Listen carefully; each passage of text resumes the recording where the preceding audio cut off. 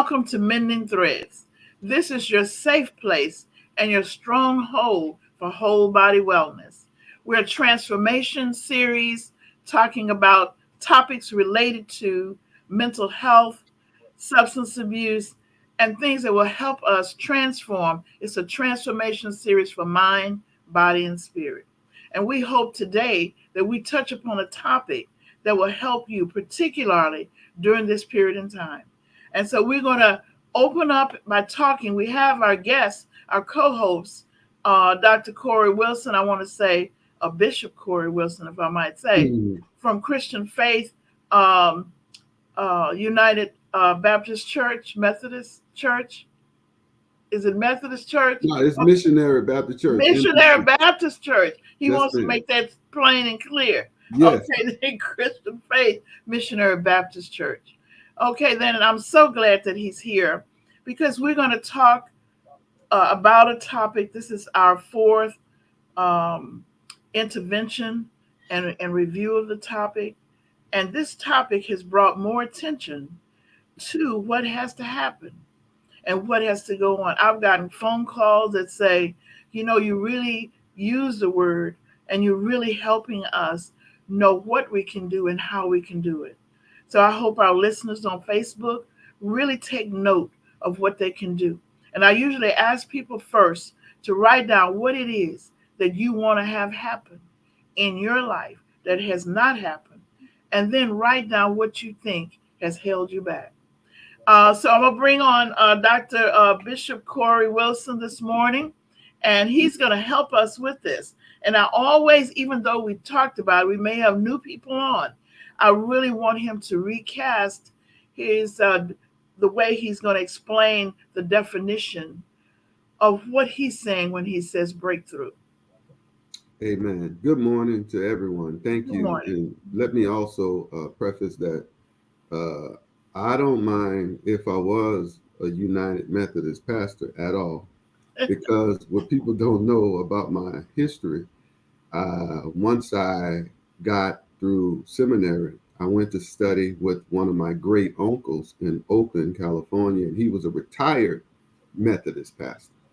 And one thing I learned through him about them, they don't play with studying and knowing their stuff.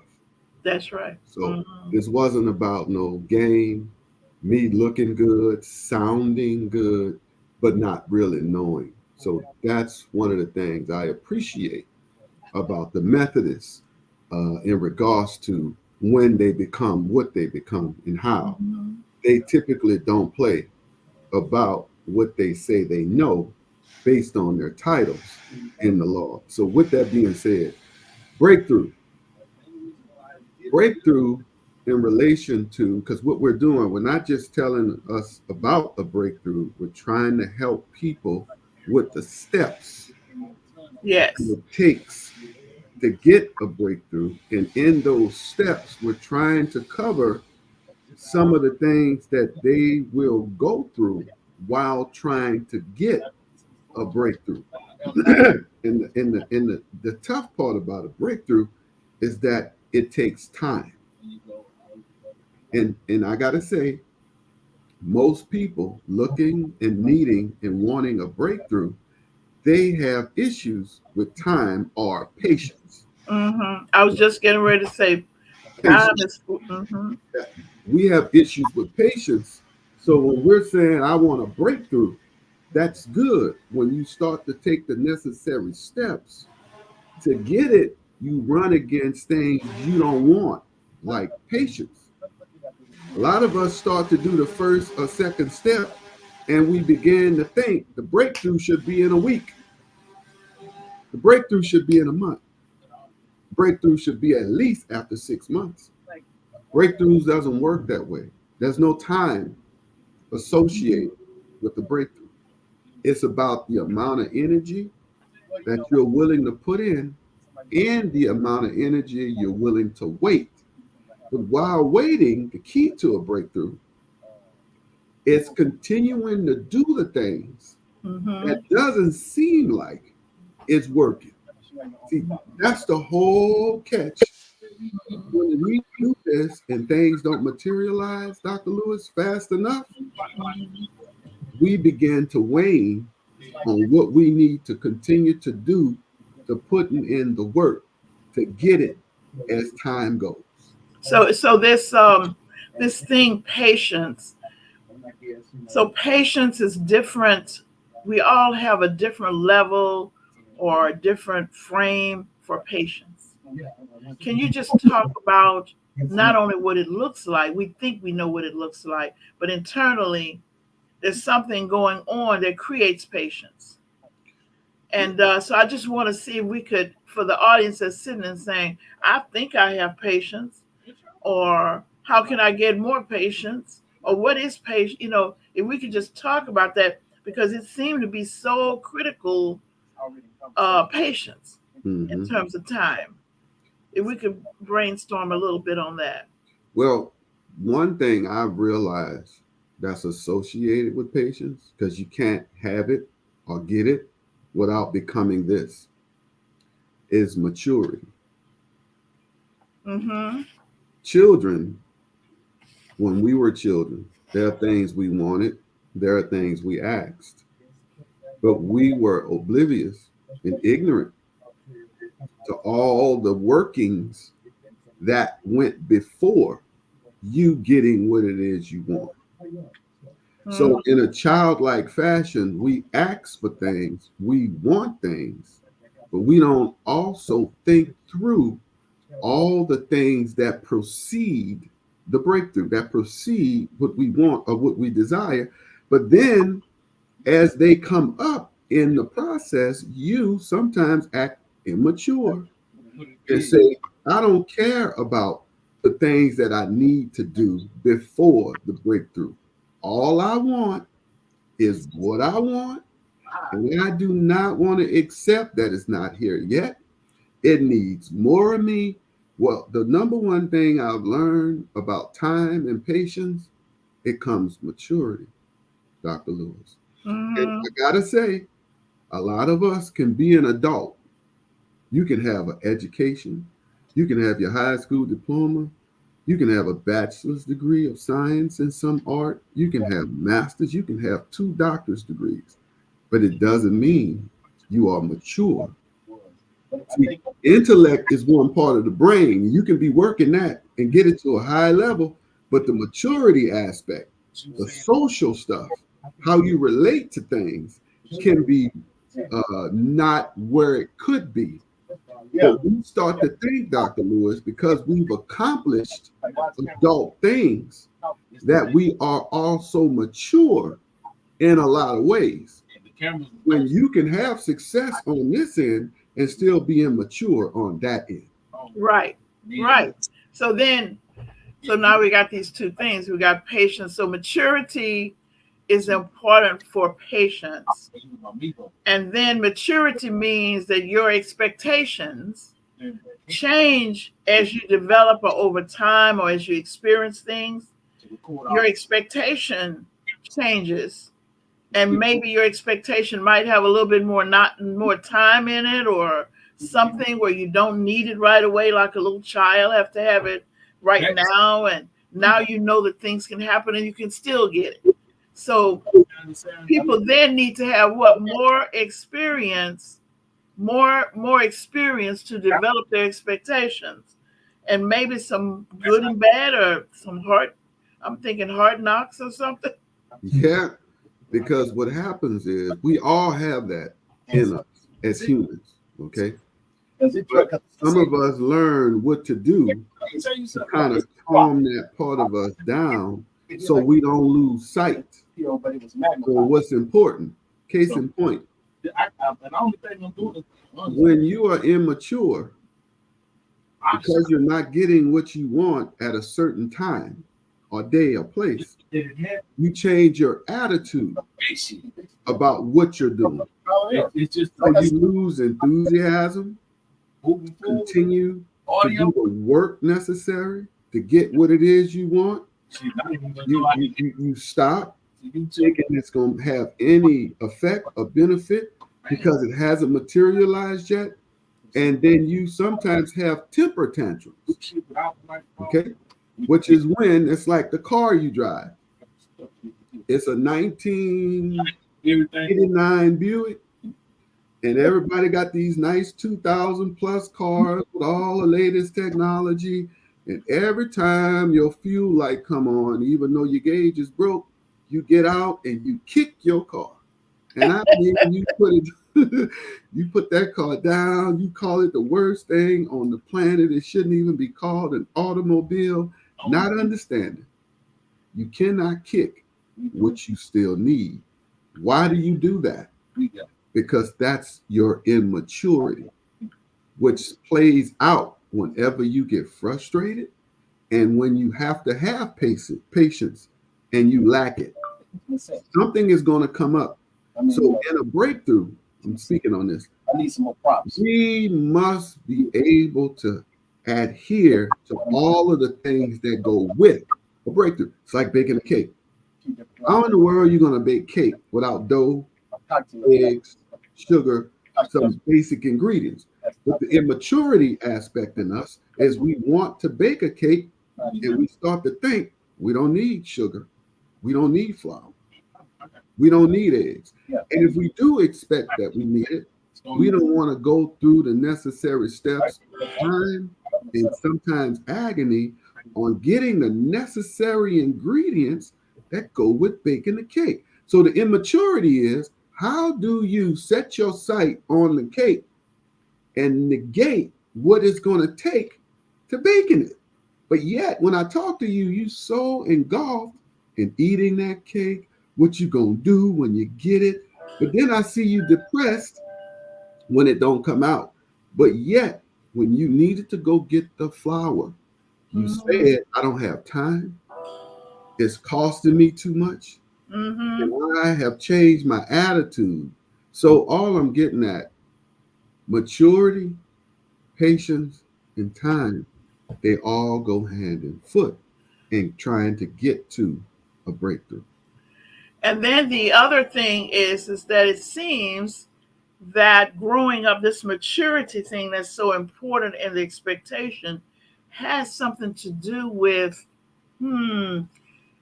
what you're saying about delaying the gratification or postponing getting it right now has to do with giving or sharing or something that seems to be when I'm working with patients and they seem to be upset or things that I can remember back when I wanted something and it was all about what I wanted. And so I Mm-hmm. was just pouting, like I Mm-hmm. wanted. And Mm-hmm. and I didn't think, and I remember somebody asked me, well, can you wait and get some more? And can you just share this with your sister?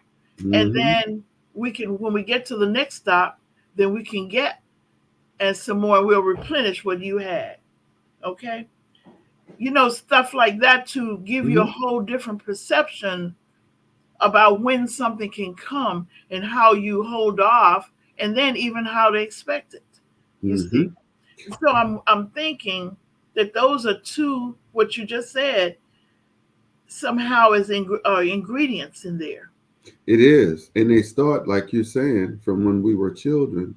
And sadly enough, the environment of parenting that said people had us in, it either helped us to develop in regards to being mature, or it hurted our development in our Mhm. maturity. It did one of the two. It didn't do both. Because when you give people what they want and you don't allow them to go through the natural processes of life, it begins to lie to them as a child. And if the processes of life are being presented to you in an unnatural way as a child, you're going to grow. And in that growth, you're going to start to think through your development that the world and things are related to how things was done for you, which could be off and wrong. Not that the people that did this didn't love you. And that's why a lot of us, when we go back down the memory of family and upbringing, we get defensive because we think if we find something that our said environment or family members did wrong, we start to think that we're going to put them down, or we're not going to let nobody. It's not about putting no one down. They meant well. But Mm-hmm. sometimes you got exposed to an environment that put you in a place to think that life worked a certain way. Now, as an adult, you know, and you're trying to make life be the way people in the environment that they put you in made you think that it was, and it might not be. And what happens, Dr. Lewis, a lot of people, as they are raised in these said environments, when they get to the real life environment, that's what have, instead of breakthroughs, we have breakdowns. Okay? Because Mm-hmm. all that has happened, you've met reality with an unrealistic thing or way of operating only because it wasn't taught to you. No, it was done. It was, you were put in that environment and you Mm-hmm. saw in an indirect way. I whine or cry. You say, I want this. And you watched everybody run to make sure you got it. And if they didn't do it the way or how or when, you watched them break their backs to adhere to what you wanted without the necessary natural processes of anything. That in and of itself grew you in a way that is not healthy for real life. And when real life hits you, you're going to begin to think people are against you, your boss might be against you, your mate might be against you, friends in the neighborhood, and they may not be against you. You just are hitting life, but you're hitting it now because you are in it in an unrealistic way. But the reality of life has just hit your unrealistic way of operating and thinking. I know I've said a lot, but I hope I wasn't kind of going in circles. Well, what I'm saying is I'm smiling because I'm thinking as you're speaking of a repairman with a tool belt. And I'm saying, as you do it, I say, oh, wow. Okay, then. So every little thing that we're speaking about that builds upon another thing would be like the hammer and the screwdriver and whatever. And it is like patience is a part of that, you see, a breakthrough. And it looks like then actually learning how to interpret the situation and distinguish. So decision making to separate from your old pains and things that you're experiencing now, because we know it colors and changes how we look at something, but to be able to test it out, to see, is it something that and when you were talking, that's what I was thinking. So then testing it real life would mean to know that these situations are coming, but you got to have the tools to be able to be in real life. Correct. That's it. And the sad thing about it, Dr. Lewis, um, as we go about wanting these things and doing certain things to attain them, we don't always have the right tools. So when that situation come up, you need a 1/8, but you have a 3/4. Mm-hmm. Now in that, now you got the wrong tool for the situation. You're going to use that tool that's not right for the situation and demand that it work. And here's what you're going to get from that dynamic. About your breakthrough, you're going to start to think that it'll never happen. Then you're going to say, I've done. Think about the people you see as clients sometimes. What do they say when you start going through? Have you done this? Have you done that? They say, oh, yeah, that's all I do, Dr. Lewis. I've done it 5 different times. And I'm telling you, it's not working. See, because they have done something, but they haven't used the right tools. Right. Mm-hmm. Mm-hmm. And in using the wrong tools, you are still putting out time and effort and energy. And we seem to think just because you put in time, effort, and energy, that in and of itself is going to account for what's necessary for you to get what you're doing as a breakthrough or as something that's going to materialize simply because you put in time, effort, and energy. But what if I told you you use the wrong tool? You Mm-hmm. still put in 3 hours of work, but with the wrong tool, the outcome will not be what you think. And your lack of patience when the outcome isn't what you hoped, you're not willing to go in and assess the situation and the tool. Did I Mm-hmm. match the two?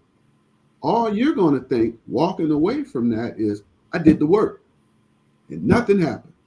Then you're going to go years of going to tell people, even your new therapist, oh, I did that and nothing worked. But you never really assessed if you had the right tool. Because in your mind, you did Mm-hmm. that because you put in 3 hours of work, Mm-hmm. not understanding you got to go beyond just doing work. You got to do precise work. There you go, right there. There you go. So look, so you're speaking about the patient who said, I've done that. Every time you said something, I've done that. So therefore, so it's like taking it's something look like pliers, but they're not pliers. Something channel locks. Okay, so you take the channel lock and you say, I want you to use the channel lock and turn the bolt. That would be the tool and the operation that you want them. And what they're doing is they're using the channel locks, but they got the channel locks at the different setting, and they're turning too many times the wrong way. So then, see how to do it would be how to think about how to do it. You know what I mean? Mm-hmm. Allowing yourself to say, I'm in operation, just as you just said, Mm-hmm. precisely, to engage in something Mm-hmm. and to use it in the manner in which it works for that situation. Mm-hmm. Mm-hmm. You see. And see, this discussion leads us to really our main part of our topic of breakthrough today, and that's change. Mm-hmm. We've talked about time and patience and maturity. You do need all that. Why? Because in trying to get a breakthrough, you're going to realize that certain things that you have done didn't work. Mm-hmm. So, A, what do? Keep doing it? Or B, you look at how you did it and realize, what if I didn't use the proper tools? So that means you have to be willing, A, to assess from a realistic standpoint, and B, when you see that you didn't use the right tool, now you are forced to change. That's what we're really here to talk about today. Mm-hmm. You have to change even in the middle of trying to get a breakthrough. But what if you don't like change? What if you don't like assessments? Because it brings out the reality, and reality sometimes you feel makes you look bad. What if you got all these dynamics going on, but yet you're pressing forward for a breakthrough? Well, Mm-hmm. you got to accept and embrace change. If something isn't working, Dr. Lewis, in anything in life, you must go back and look at it from a realistic, not an optimistic, but a realistic point of view. Meaning, even though I put in 3 hours, even though I did some work, was the work precisely needed? No, it wasn't. So I can't say then I did the work. I need to relook at it, see what's needed now, and make the necessary changes, and then be willing to put in another 3 hours, but That's with a new tool. mm-hmm. Mm-hmm. And that's where a lot of us fall, Dr. Lewis. And look at what we need to do it because it's very hard. So I have to every day. I have a step back hour. I do nothing but step back to look at things, and then I'll ask somebody else that was there their perception. But be willing, what I'm saying is be willing to look at that this change that you need to make is for you. Sometimes we look at because we don't want to change. We want everything around us to change. We want the situation to change and other people to change. But we don't want to change. Mm-hmm. So then, but if you do your step back, like you're saying, And now we still got the tools going on, Mm-hmm. and we use the tools, but look at that. We're part of the plan. We're part of working this situation, Mm-hmm. not just the other person. It's said, Dr. Lewis, thank you for saying that. You're either going to be a part of the problem, or B, a part of the solution. Now, hear Mm-hmm. this. To your said breakthrough, you're a part of the problem of why your breakthrough hasn't happened, or B, you're going to start to be a part of the solution to ensure that one day it will happen. Not the world, not your cousin, not your spouse, not your parents, not your grandparents, not being black, not being white, not being educated or not, none of that. You are going to be the key factor in being a part of the solution that will get you to your breakthrough, or a part of the problem for why your breakthrough may not happen because you don't want to look at yourself Mm-hmm. and hold yourself accountable to things that you need to see and change so you can then get. What if I told you today, for the most part, because the number one thing about God, let me say this, the number one thing about God with man, humans, the first thing that's important to him, and is number one at all times, it's not about what you get, it's not about who you are, it's not about what you become, it's not about your successes, it's not about your degrees, it's not about your bank account and your money, it's not about all that. But with God to man, it's all about your soul. Mm-hmm. So no matter what matters to you and what you want from God, God from him to us, his priority, no matter what we're asking, it's about our soul. But secondly, what if I told you today, God don't have a problem with whatever it is, for the most part, if it's holy and righteous according to him, or whatever it is you want. You don't care about that. He gave us this planet. But the first priority when you include God, it's not about why you want this breakthrough or why you want this or that. God wants everything to revolve around your soul. I just had to add that because I was about to say, God doesn't have a problem with whatever it is you want. But then he said, don't say that. Why?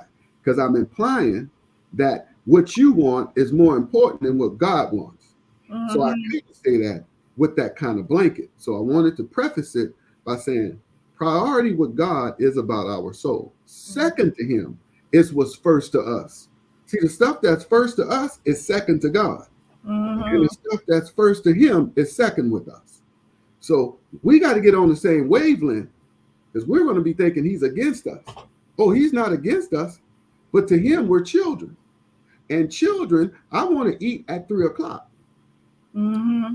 But mom and dad got dinner set at 7. So I'm from 3 to 7. I'm going to have 4 hours of anguish, Dr. Lewis. I'm going to be pouting. I'm not going to want to talk. I'm not going to want to play because I want to eat at 3. Not understanding mom or dad has already set dinner at 7 o'clock. And they're not changing that. Whether I have a tantrum, whether I have an understanding. Now, they have allowed me to get a snack, but I don't want a snack, Dr. Lewis. I want that big piece of chicken breast that I know it's coming at a later time, but I want it now. Okay. And I don't want no snack. I don't want to do what they're allowing me to do unless I get to do what I want to do. They say that resistance to change has a theme, and also it's related to depression. It's I want it and I want it now. I want it the way I want it. And I hear people like that. I can't do that. I, and I say, and I go like, what do you believe in? I mean, what keeps you from wanting you can't do? What does that come from? It don't make no sense.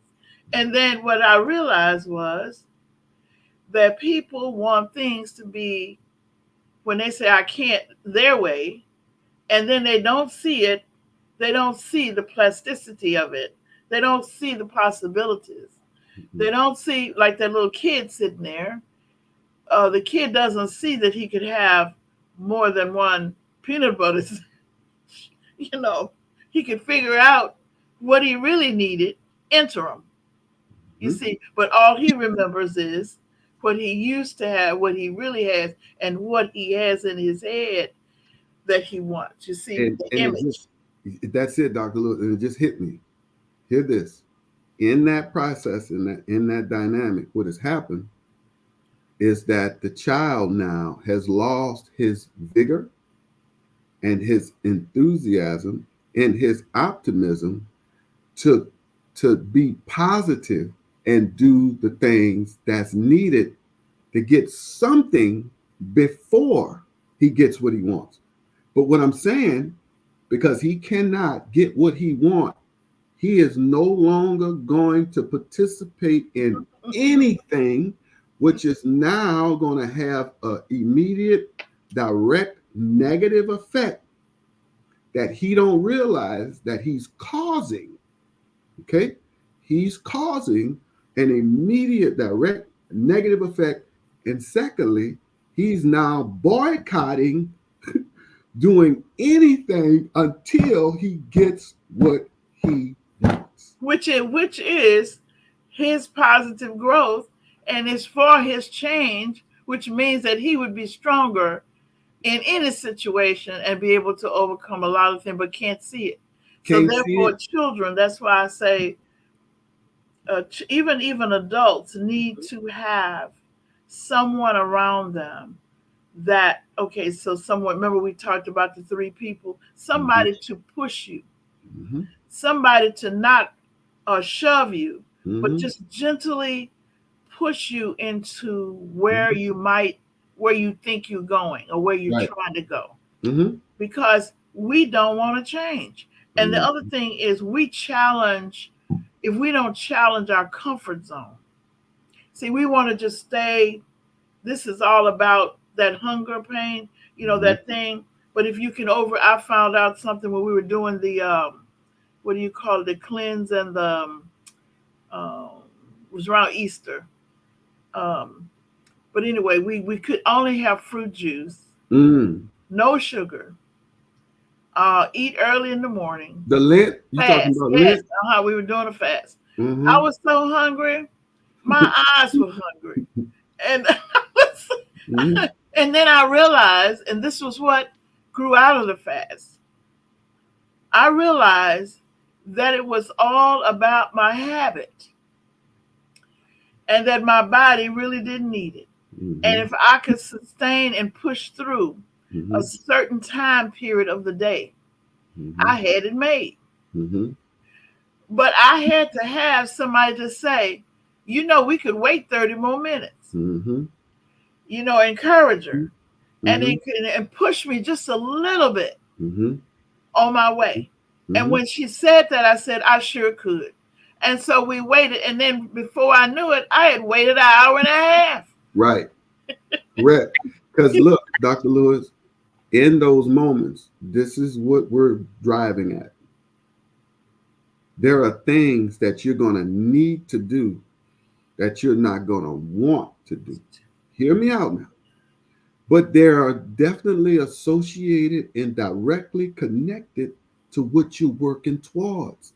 So if you don't learn to do what you need to do when you don't want to, you will never get to what You you're need trying to to repeat accomplish. that. We should have had that up in bold. You need to repeat that again. Slowly. Yeah, we because That's the key. it hit me as you were speaking, because that's the whole thing. We run up against things that we need to do, but when they come up, we don't want to do them. And instead of pushing ourselves to do what we need, we then become comfortable and say, we're not doing it because I don't feel like doing it. And then you start riding from those emotions and those thoughts. And then behaviorally, you're going to lose energy. You're going to lose confidence. You're going to lose, is it even worth it? So we got to learn, Dr. Lewis, and this comes with maturity now, to do what we need to do, even when we don't want to do. Because, see, what happens is we say, like to my therapist, if I'm talking to you and my therapist, I'll tell you, I can't do that. What they're saying is that they don't want to do that. But in their minds, they think that they cannot. They can, but they don't want to. So then they start playing it in their mind as though I can't do what you're asking me to do. But you can, you just don't want to. And you've practiced and become an expert at never doing things that you need to do that you don't want to do. You're an expert at not doing what you don't want to do, even though you need to do it to get what it is you say you need or want. That's really good. I know we're running pretty much close to um, 12. So here, but I do want to make sure people have before they leave what you really need. That key thing, they're writing down their goals and what's holding them back. What are some things or steps that could really help them through the change process? I thought we would kind of go through that and see how we could leave them with some information on how to go through the change process, how, when you feel doubt, what to do. One thing I would suggest: pay attention to your overall attitude during your process. That's the best thing I can tell you. Pay attention to that. Meaning, if you find yourself pouting, if you find yourself angry, excuse me, with a lot of anger because of the process, pay attention to that because your pouting and your anger has been played up because it's something about the process that you've come across that you just don't like. And let me identify with that today. It's okay not to like a part of the process. Case in point, I want eggs. But I don't like having to get up, leave the house, get in the car, drive 5 to 6 miles, go to the store, go through lines, wait, pay something, come out, come through the baskets, come back through traffic, and be home in an hour and 10 minutes just to get some eggs. I don't like that. So what I have to do in that process, as I want the eggs, I have to pay attention to my attitude throughout the process, because if I do not, I will never get my eggs the way that I really want, because I allowed my attitude to change in the middle of the process, which kept me doing everything I needed to do and not though I wanted to do it because I really wanted my eggs. So you must pay close attention to your attitude while you're in the process. Hmm. So, I was writing down some things. So one of the things that you're saying is that in order to go through this process, one must really first begin to know that there's nothing, that when they say they can't do something, it means that you want to and you haven't decided to make a move. Your decision is not strong enough for you to sustain wanting to make a move. And then you probably have to write down the strength of your request and what needs to happen more that would help you move or make that change. Okay, mine is, and I shared with everybody last night, mine was losing 20 pounds in a healthy manner. Now, here the holidays are all up here with all this good food. So now I have to say how important it is. And I will then be able to see how much of it I can partake and maintain what I need to do. I'll have to balance myself, even to stay just where I am for the holiday. So I'm just saying that in life. Mm-hmm. One of the other things you mentioned was being able to accept some things, the acceptance that you can change, and that when you uh, develop patience, that patience is coming through your acceptance and your waiting, that things can happen, your belief that things can happen, and acceptance of difficulties. Hmm. Okay, that was another thing I wrote down, and it Hmm. was looked like a third thing that you said. Well, one of the third things would be not allowing yourself, because you're not where you're going to be throughout the process as you have these lumps and bumps and pauses. Don't allow yourself to get discouraged, okay, when you might have to make some changes. It doesn't mean that what you're working on won't ever happen. It just means that how you've been doing it won't bring you what you need. But here's the beauty: you just learn what you need to change. Hmm. But sometimes we look at change, Dr. Lewis, as an overwhelming loss. And Hmm. all we really need to do is change. It's like a flat tire. Is that stopping the journey? No. Why? I got a spare. You get what I'm saying? But we Hmm. don't do that in life. When that flat tire hit, it's over. My dreams are done. It'll never happen. Go to the trunk, open it, and get the donut. Now, is it the regular tire? No. I know you would like to have your regular tire full size so you can do 75 miles per hour, but you got a donut. So you put the donut on and don't try to do 75 miles per hour now with the donut. You got to go down to 55. See, that's reality. So everything in life revolves around being okay. That's it, Dr. Lewis.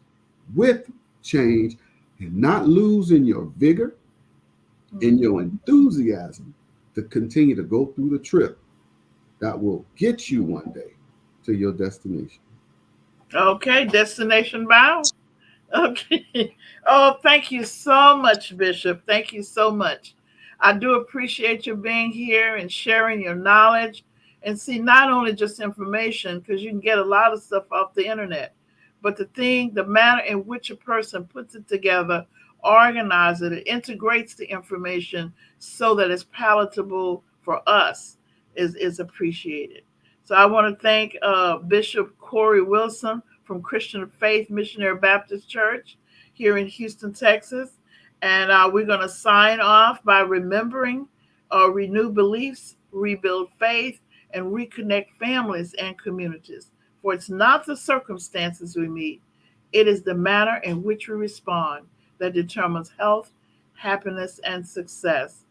Please go to our website, wrc-houston.com.